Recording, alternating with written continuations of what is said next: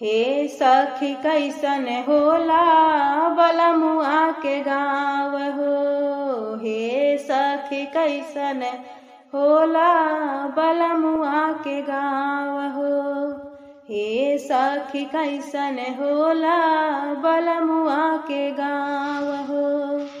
जनक जैसे बाबूजी सुने न जैसे माई, ससुरवा में होले त दुलारे का भाई। सबके हुरा खेला त दिल से लगाओ। हे सखी कैसन होला बलमुआ के गाँव हो। हे सखी कैसन होला बलमुआ के गाँव हो।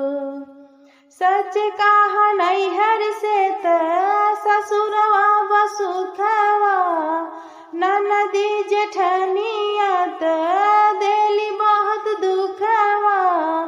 सच कहा नैहर से त ससुरवा बसुखवा, ननदी जेठनिया त देली बहुत दुखवा।